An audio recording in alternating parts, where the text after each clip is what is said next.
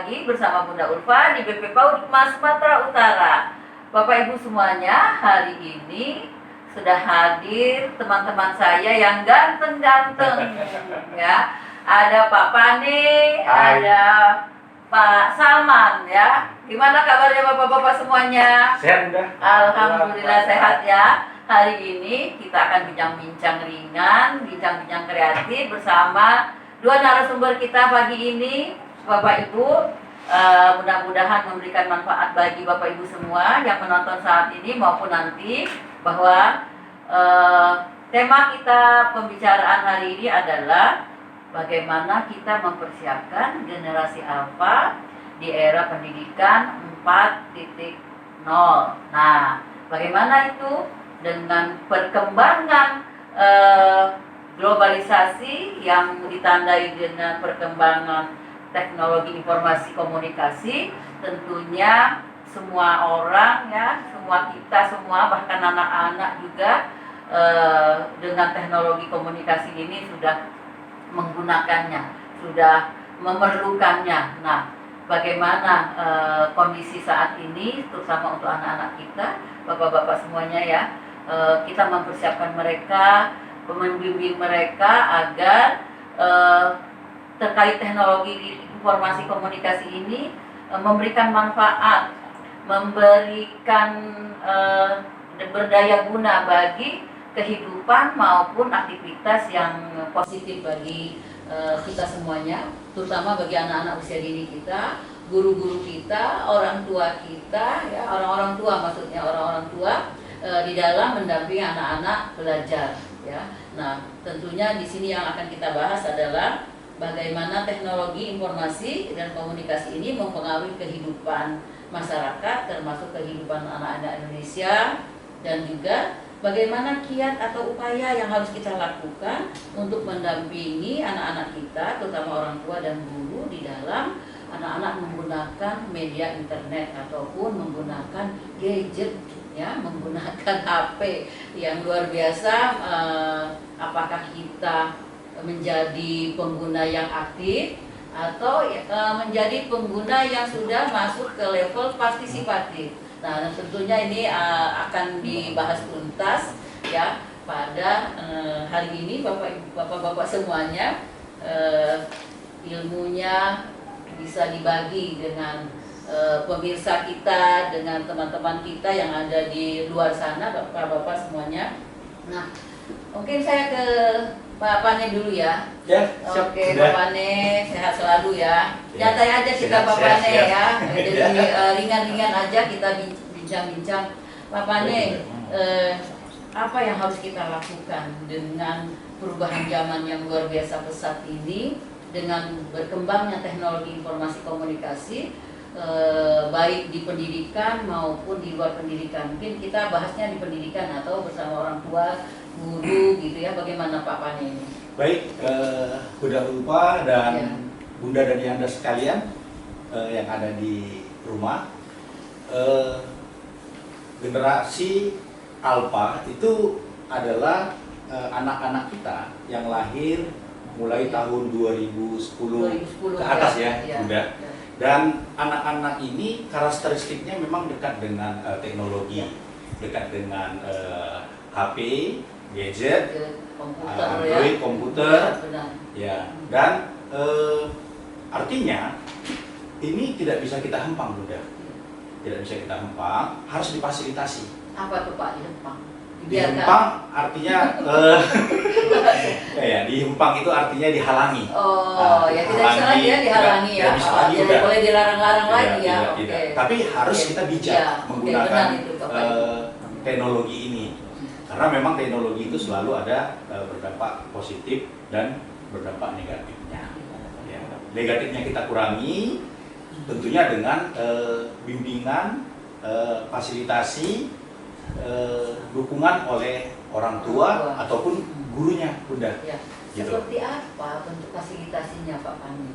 Ya, Harus real ini. iya, fasilitasinya itu Bunda Ulfa dan juga teman-teman. Artinya ketika anak menggunakan HP, Ya. HP orang tuanya misalnya, ya mungkin bisa diberikan, tetapi dengan perjanjian, dengan kesepakatan. Jadi ada komunikasi yang Iya, ada komunikasi. terbuka dulu ya dengan Betul. anak, boleh menggunakan dengan waktu yang ditentukan gitu ya Pak? Iya, betul. Nah, oke. Pak Salman, menurut Pak Salman dari segi pendidikan dan bagaimana peran orang tua maupun guru dalam hal ini Pak? Mungkin dari peran guru lah gitu ya, terhadap bagaimana kita mendampingi anak-anak ini terkait penggunaan teknologi informasi ini. Baik, Bu Nurfa, terima kasih. Saya tertarik tadi apa yang disampaikan Pak Pade bahwa memang generasi Alpha ini sudah tidak terlalu. Saya ingin kembali flashback ke awal ketika bagaimana kemudian teknologi ini berkembang hingga mempengaruhi kehidupan kita. Ini sangat penting tentunya. Bagaimana mulai, kalau kita runut dari sejarahnya, mulai dari penemuan mesin cetak, kemudian akhirnya saat ini sudah banyak unit media yang kita gunakan, YouTube, Twitter, Facebook dan sebagainya. Media-media online ya? Ya, dari titik fase itu kita kemudian coba melihat bagaimana kemudian penemuan evolusi teknologi tersebut mempengaruhi kehidupan kita. Jadi kalau perkembangan teknologi yang begitu pesat itu, kalau dulu orang mengakses media hanya dari TV atau radio, ternyata tidak. Seiring berkembang dengan interaktivitas fitur yang mereka sediakan, ternyata itu menarik perhatian banyak masyarakat. Apalagi kita yang hidup di era 4.0 ini. Dan semua telah mempengaruhi kehidupan kita. Bahkan dengan perkembangan teknologi tersebut, kita di peran media tidak lagi interaktif, tapi media sudah berperan sebagai bagian integratif dari kehidupan kita. Jadi bahkan nih ada yang tidak bisa hidup tanpa handphone. Jadi dunia itu sudah masuk ke kamar. Iya. Bukan lagi interaktif, sudah dalam kehidupan. Dunia itu dalam genggaman. Iya, Jadi gimana itu peran guru Pak? Untuk menghadapi ini, jangan-jangan juga gurunya juga belum move on ya kan dengan teknologinya informasi tersebut. Sementara anak-anak harus udah memasuki arena itu, bagaimana ini Pak? Makanya kalau berbicara bagaimana cara kita, tentu ini berbicara tentang literasi media. Bagaimana masyarakat yang tinggal di era teknologi melek akan media. Ini penting supaya kita tidak hanya menjadi konsumen media, tetapi kita lebih produktif. Nah, apa sih itu literasi media? Yaitu kemampuan untuk memahami, menggunakan, menganalisa, mengkritisi, bahkan akhirnya memproduksi. Produksi media. Jadi bukan hanya sebagai pengguna ya, misalnya sederhananya kita membuka media-media sosial itu untuk mencari bahan-bahan kuliah, bahan-bahan mengajar, ya bahan-bahan untuk bekerja gitu. Itu kita sebagai konsumen ya, berarti kan? Kita masih pada fase aktif. Pada fase aktif seperti itu. Nah, tetapi bagaimana media sosial kita itu menjadi kita berpartisipatif kan begitu, itu yang sebenarnya ya. Nah, seperti apa itu Pak? Maka dalam rangka literasi, konteks literasi media, masyarakat di era 4.0 didorong move on, pindah dari hanya aktif menjadi partisipatif. Kalau aktif hanya menggunakan handphone untuk keperluan pribadi ataupun keperluan pendidikan. Berarti anak-anak juga harus kita arahkan ke sana kan?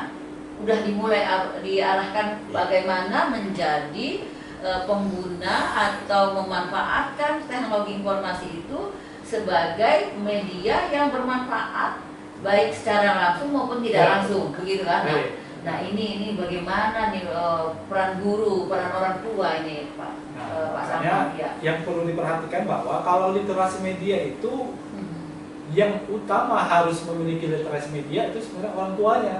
Bukan anaknya. Ya, betul. Jadi yang harus literate di awal itu adalah orang tua lalu anak. Orang tua, guru, dan orang-orang dewasa yang ada di lingkungan anak-anak itu ya. Maka nanti kita baru bisa mengkategorikan usia berapa yang bisa sadar, karena secara definisi tadi kemampuan untuk memahami, menganalisa. Kalau anak PAUD kan belum bisa memahami, belum bisa menganalisa. Maka yang pertama kali garda depan yang harus literate media itu adalah melek media orang tua serta guru.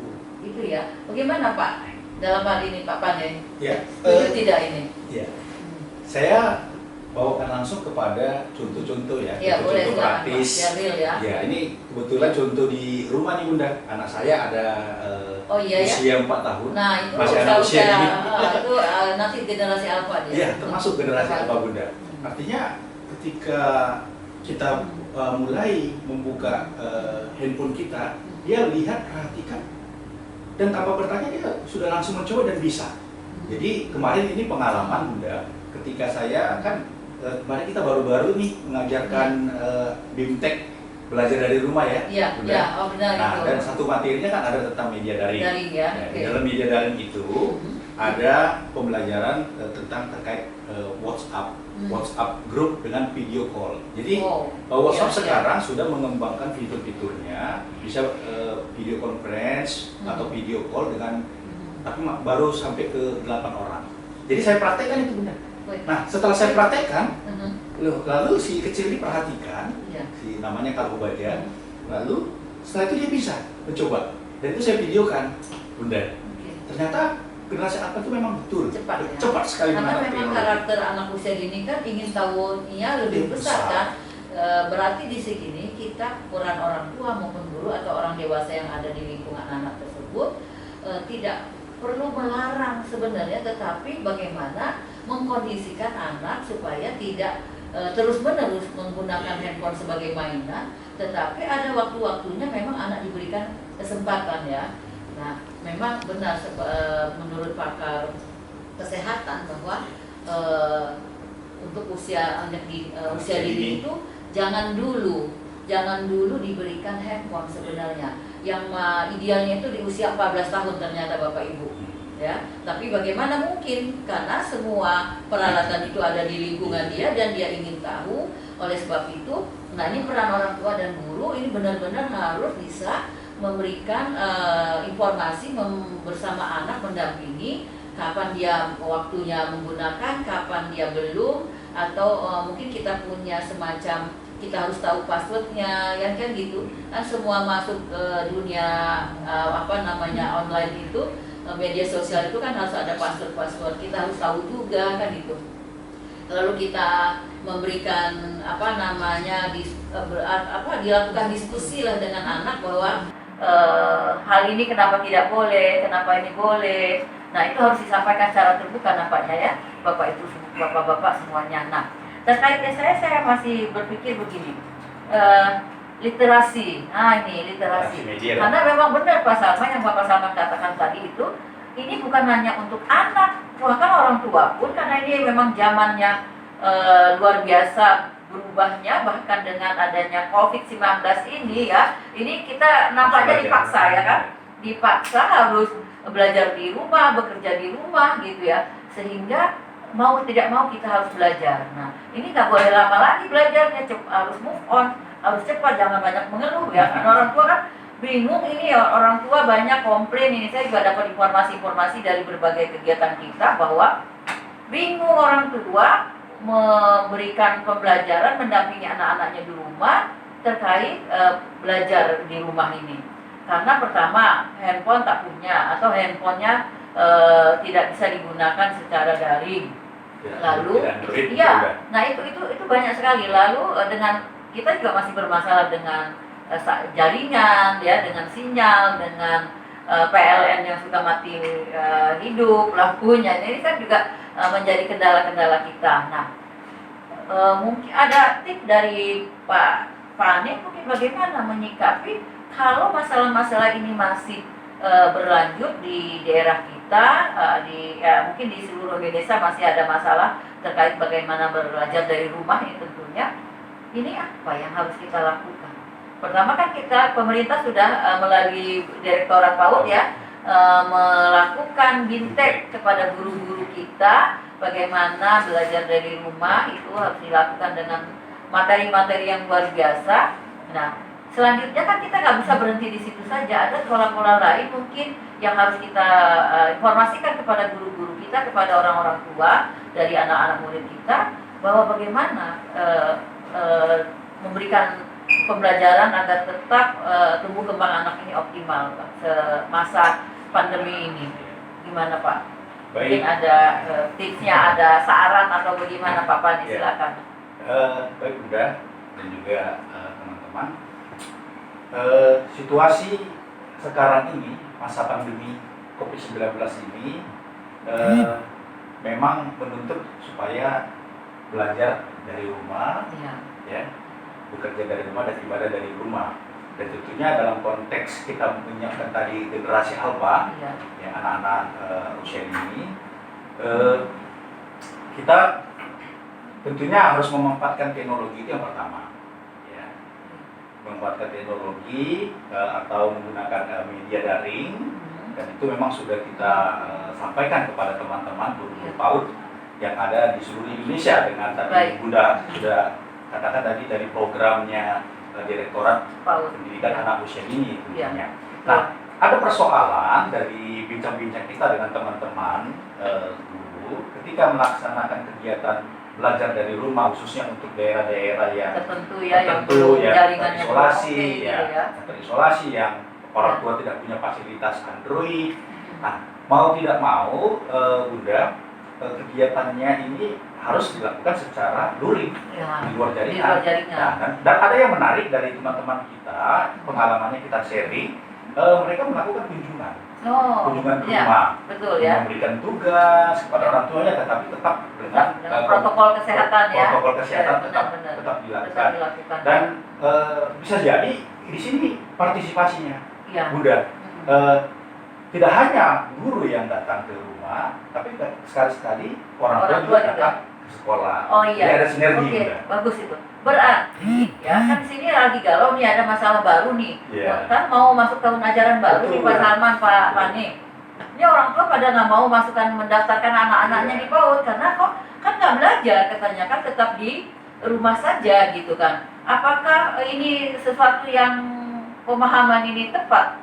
Tentunya Belum. tidak tepat ya Pak Salman ya. Nah, Jadi bagaimana ini menurut Pak Salman? Bahwa orang tua sebagian ada yang tidak mau mendaftarkan anaknya ke ke PAUD. satuan pendidikan atau PAUD TK gitu karena merasa lah anaknya kan tidak belajar di sekolah, tidak belajar di PAUD. Nah, ini bagaimana menanggapi ini dan bagaimana yang harus kita lakukan dengan kondisi ini? Ini risau nih sekolah-sekolahnya Pak Salman. Galau ya? Iya. Udah. Iya. ya memang terima kasih Bunda, memang ada banyak berkeliaran pandangan ya Pak, Iya. dan kekhawatiran orang tua. Apakah selama COVID ini ada yang memang tidak mau mendaftarkan anaknya ke sekolah karena pertimbangannya mungkin persepsinya kan tidak ke sekolah. Tidak ke sekolah. Padahal pemerintah sudah mengeluarkan berbagai banyak panduan bagaimana proses pembelajaran tetap dapat berlangsung. Ya. Jadi dalam kondisi COVID seperti ini kita tidak boleh terdiam, tapi harus bangkit. Bangkit dari ketidaknyamanan seperti ini. Artinya kita tetap bisa memberikan layanan pendidikan, termasuk sekolah. Beberapa sekolah sudah banyak mempersiapkan, dan pemerintah tentunya juga sudah memberi panduan dan bimbingan bagaimana agar satuan pendidikan tetap bisa Tetap, ya. proses pembelajaran. Oke, benar itu. Mungkin ada yang ditambahkan Pak terkait hal ini. Ini resah sekali nih orang guru-guru kita, sekolah-sekolah kita ini bagaimana nih tidak ada yang daftar gitu. Benar Bunda, satu hal yang mau saya sampaikan, pemerintah kan melalui Kementerian Pendidikan sudah mengeluarkan surat edaran. Iya. Itu surat edaran Sekretaris Jenderal nomor 15 Iya. tahun Baru ya kemarin ini ya, tahun minggu kemarin ini ya. 2020 Iya. tentang teknis petunjuk Pelaksanaan pelaksanaan belajar dari rumah. Iya. Jadi di sini juga Bunda, teman-teman juga yang ada di satuan PAUD, guru, ya mau tidak mau harus yang tadi dibilang Pak Salman Pak tadi, Salman. harus berpartisipasi. Iya. Jadi membuat program-program yang menarik Menarik. sehingga orang tua menyadari pentingnya belajar walaupun belum bisa sekolah karena Sekolah. menurut pemerintah kan yang boleh dibuka sekolah kan harus yang zona hijau, zona Ya. hijau, dan Oke. itu masih riskan kita Bisa juga ya karena takut jadi merah ya. Iya, bisa jadi udah. Nah, oleh karena itu memang ya inovasi harus dilakukan pihak satuan PAUD Iya. untuk buat program-program yang menarik sehingga orang tua yakin, percaya. Tetap walaupun di rumah layanan pendidikan tetap jalan karena layanan psikososial kepada anak usia dini itu tidak boleh berhenti. Oke, Gitu. benar Pak, saya setuju. Jadi stimulasi anak ya itu tetap harus terus dilakukan, baik di rumah maupun di luar rumah ya.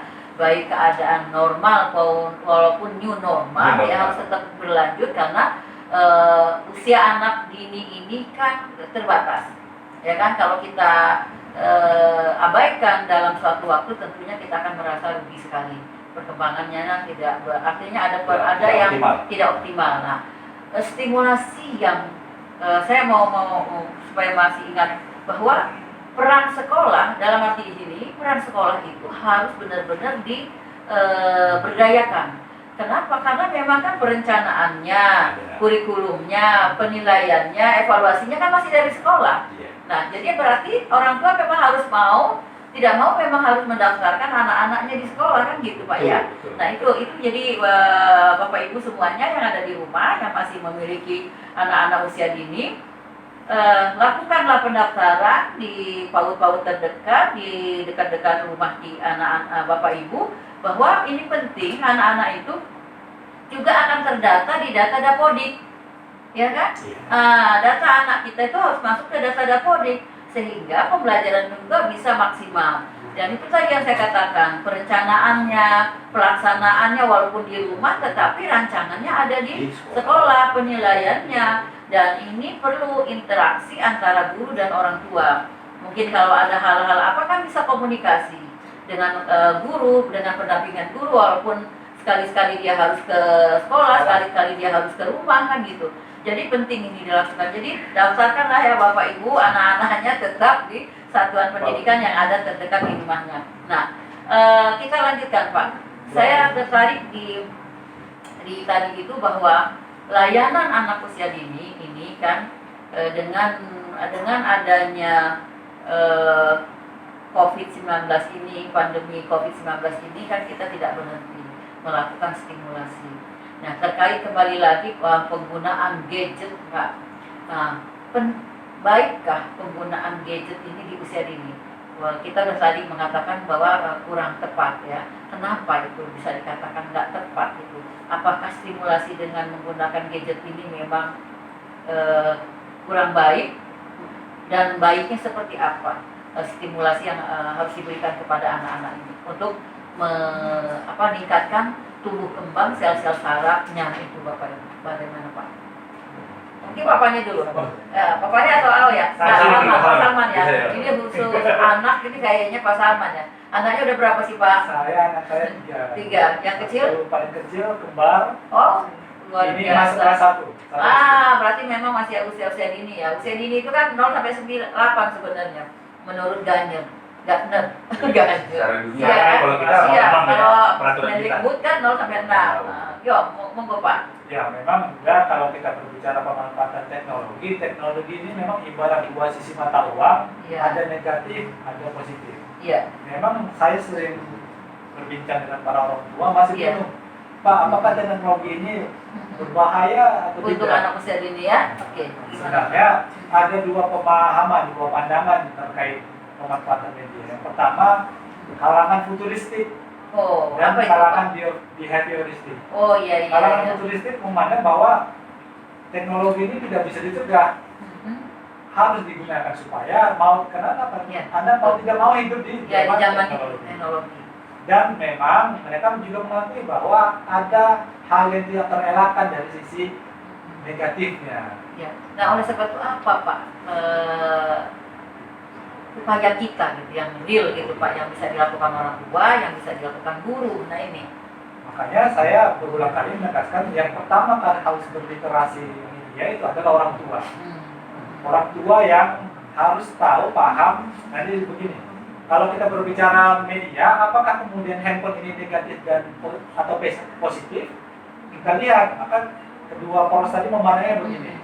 Ada yang memandang media negatif. Dia hanya melihat medianya. Jadi the message is the media. Kalau sudah dengan handphone, pasti itu negatif. Ada yang memandang bahwa bukan medianya yang berbahaya, bukan handphonenya, teknologi, tetapi kontennya. Jadi kalau orang tua harus memastikan konten apa yang dilihat pas anak, gitu ya. Kalau konten apa yang dilihat anak, konten apa yang dipelajari anak. Oke. Oke, berarti di sini memang orang tua harus cepat berubah, cepat mengatasi hal-hal ini dengan cara dia harus mau tidak mau mempelajari. Iya. Ya Pak ya, mempelajari hal-hal itu supaya dia bisa mengawasi, bisa mendampingi dan memberikan aktivitas-aktivitas yang baik. Nah, menurut pakar psikologis juga bahwa aktivitas yang baik dilakukan oleh orang tua maupun guru adalah aktivitas-aktivitas yang bisa memberikan proses tumbuh kembang yang maksimal itu pada misalnya olahraga, seni, lalu misalnya kalau yang sifatnya lain bermain yang efektif lainnya yang memanfaatkan berbagai peralatan, berbagai kondisi baik yang di rumah maupun di luar rumah, Pak. Ini menurut Papa ini gimana nih Papa? Jadi begini Bunda, saya teringat ya dengan materi-materi yang sudah diterima oleh teman-teman kita selama TPDR ini. Semuanya memang pembelajaran di anak usia ini kan memang harus dengan bermain. Bermain, apakah dia bermain matematika, bermain sains, bermain bahasa, seni musik, seni kriya, intinya semua bermain, karena dari bermain itu anak memahami sesuatu seperti yang dikatakan oleh Yase. Anak seorang peneliti ulung, dia akan mencoba-coba sesuatu, membuat karya sesuatu, dan tugas orang tua, orang dewasa memfasilitasinya. Nah, jadi terkait tadi generasi alpha ini mau tidak mau kita tidak bisa menghempang anak-anak ini untuk menggunakan teknologi teknologi baik ini. komputer, gadget ya. Salah satunya dengan menggunakan handphone ini. Itu, Nah, ada kan satu kata kunci yang harus diperhatikan oleh orang tua dan orang dewasa, bijak menggunakan teknologi ini supaya anak-anak juga hidup juga dengan teknologi, tetapi ada batasan-batasannya harus pahami supaya untuk kesehatan dan keselamatan anak-anak kita, itu tujuannya. Tadi papanya mengatakan bahwa banyak main aktivitas yang bisa dilakukan. Nah, kalau di rumah, misalnya bermain matematika atau bermain sains, itu memungkinkan nggak Pak? Sangat memungkinkan Bunda. Seperti apa contoh sederhananya Pak? Iya, yang pasti orang tua mau atau tidak. Ya, Ya. itu dulu ya. Nah, itu dulu yang penting. Artinya dari kegiatan-kegiatan bersama di rumah ini, Aktivitas yang di sehari-hari ya. Sehari-hari bersama ibunya, bersama ayahnya, ya. Mereka juga bisa bernyanyi bersama untuk mengembangkan kecerdasan musik anak. Lalu dengan menggunakan alat-alat yang ada di rumah, ya, misalnya peralatan dapur ya. gitu. Ya. Dia bisa konsep-konsep matematika sederhana, berhitung atau mengurutkan dari yang besar ke kecil, dari yang kecil ke besar. Jadi, Dan sebagainya juga. Benar Bisa. Pak. Jadi menggunakan fasilitas di rumah, fasilitas alat-alat yang di rumah tidak harus mewah ya Pak ya. Tidak yang memiliki ekonomis yang tinggi ya. Sehingga kebingungan gitu orang tuanya, apalagi nih yang mau dia. Ya Pak ya, gimana Pak Salman? Ya, kalau saya lebih tertarik bagaimana kita memanfaatkan teknologi ini untuk pembelajaran. Oke. Tapi ada hal yang mendasar, karena tadi Pak Pani bilang bagaimana kita bijak mendidik anak bijak menggunakan internet. Tapi ingat bahwa sebelum ketika kita berpikir untuk bagaimana mendidik anak usia dini agar bijak, tahapannya itu bisa dilakukan sejak usia dini. Ya, betul. Tapi siapa penggeraknya terlebih utama adalah orang tua. Jadi begini, orang tua yang menjadi pemandu menu-menunya, menu pembelajaran. Benar Pak. Jadi kita tidak bisa memberikan handphone kepada anak. Ya. Itu salah. Kenapa? Karena kita tidak tahu anak akan melihat apa, film apa, sumbernya apa. Karena kita ada sisi negatif yang tidak bisa kita hindarkan. Konten-konten negatif. Makanya orang tua seperti pembelajaran apapun seperti yang dikatakan Pak Pani, mau sains, mau musik, seni kriya, itu bisa orang tua dapatkan melalui handphone. Tetapi apakah kalau handphone ini kita serahkan ke anak bisa nggak dia sadar oh ini menu saya, ini Oke, menu Anda gitu. Kan tidak bisa. Jadi boleh informasinya dari handphone, lalu aktivitasnya dengan peralatan-peralatan di rumah atau sekitar rumah ya Pak ya. Jadi Gitu. media itu sebagai sumber, bukan Sumber. belajar dari situ. Bukan dari situ. Untuk Ya. tahapan anak usia Oke, dini untuk ya. tahap usia dini ya tentunya. Artinya informasinya itu bisa kita cari di internet, di handphone tersebut, melalui handphone tersebut. Tapi kalau bagi usia dini itu bagusnya aktivitasnya dilakukan langsung. Ya, Jadi bermain. anak mengalami ya. Jadi anak mengalami. Oke. Luar biasa ya. Komunikasi kita, bincang-bincang kita pada pagi hari ini Bapak-bapak ya.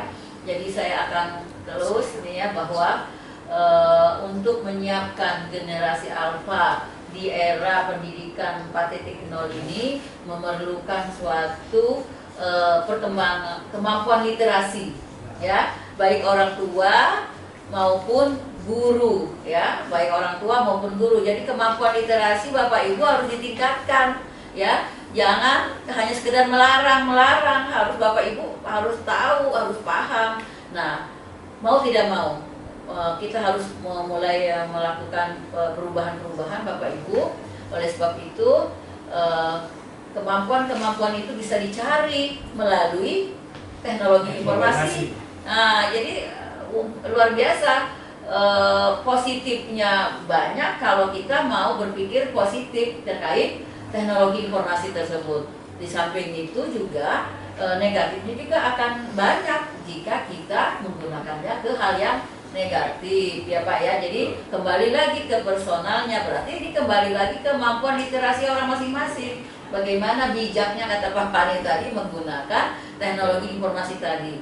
Nah, mungkin pada kesempatan ini sebelum kita akhiri, mungkin ada pertanyaan dari pemirsa kita. Oh iya, baik, terima kasih. Belum ada yang menanyakan. Mungkin nanti pada saat mungkin ada komentar ya. Ada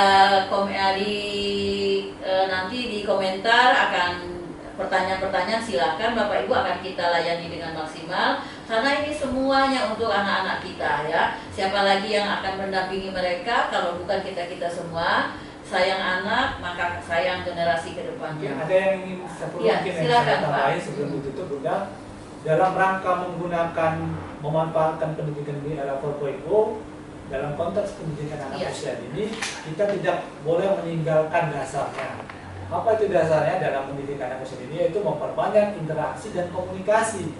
Jadi media teknologi digunakan untuk membantu meningkatkan kualitas dan kuantitas Wah. interaksi dan komunikasi. Oke. Jadi dasarnya itu tidak boleh kita Oh, tinggalkan. benar. Jadi bukan teknologinya yang Iya, kita betul. bergantung, tapi teknologi ini untuk memperkaya interaksi kita, untuk meningkatkan kualitas komunikasi kita dengan orang tua. Jadi kata kuncinya teknologi informasi komunikasi ini alat media yang untuk mempermudah kita, ya kan? Maka. Yang untuk mempercepat kita, yang bermanfaat, ya. Jadi kembali lagi ke masing-masing individu, artinya di sini orang tua, pendidikan itu masih di orang tua, ya kan? Orang-orang dewasa yang ada di lingkungan anak-anak tersebut. Jadi bukan teknologi informasi itu sebagai media untuk kita melakukan pendidikan, tetapi sebenarnya yang melakukan pendidikan itu tetap orang tua, ya kan gitu. Tetap orang tua yang mendampingi anak-anak, yang memberikan, sehingga komunikasinya itu langsung dari orang tua. Itu yang baik untuk usia dini ya Pak ya. Jadi bukannya dia dapat informasinya yang baiknya dari handphone, nah baiknya dari orang tua. Harus Makanya kita itu ya maksudnya ya. Gitu Bang Pani, gimana? Iya. Masih ada yang mau disampaikan sebelum kita tutup Pak Pani? Saya hanya mau mengingatkan semua di dalam pendidikan 4.0 Education 4.0 ini ada 4 keterampilan Oh, yang iya. mau kita berikan Berikan kepada kepada anak-anak anak, kita ya. supaya mereka mampu, Iya. dan guru-guru juga memang harus memahami ini. Apa itu yang keempat itu? 4 Iya. C, 4C itu. Iya. Yang pertama adalah communication, komunikasi. Yang kedua ada namanya kreativitas. Ketiga ada namanya critical thinking, Ya, berpikir kritis. berpikir ya, Pak? kritis. Baru yang keempat collaboration atau kolaborasi. Nah, Ini memang harus kita maksimalkan agar anak-anak kita ini tumbuh berkembang secara optimal. Baik. Begitu Bunda. Mantap. Benar kan Bapak Ibu? Narasumber kita hari ini luar biasa. Kita beri aplaus dulu ya untuk narasumber kita. Oke, terima kasih Pak Pane, Terima kasih, Pak Bunda. Salman sudah hadir di Rumah Bunda Ulfa di BP PAUD Hikmah Sumatera Utara. Lain kali kita bincang-bincang lagi yang lebih tema yang lebih luar biasa ya, yang memang permasalahan yang dihadapi oleh masyarakat kita. Bapak Ibu semuanya, terima kasih atas perhatian semuanya. Kita tunggu komentarnya, kita tunggu subscribe-nya, like-nya, share-nya ya Bapak Ibu dalam rangka menunjang partisipasi di pendidikan anak usia dini di BP PAUD Hikmah Sumatera Utara maupun di channel Bunda Ulfa. Mungkin juga ada channelnya di Bunda, di Ada. Pak Salman, di Pak Pane, di Pak Salman ya. Semua channel BP PAUD Hikmah di like Bapak Ibu. Terima kasih. Wassalamualaikum warahmatullahi wabarakatuh.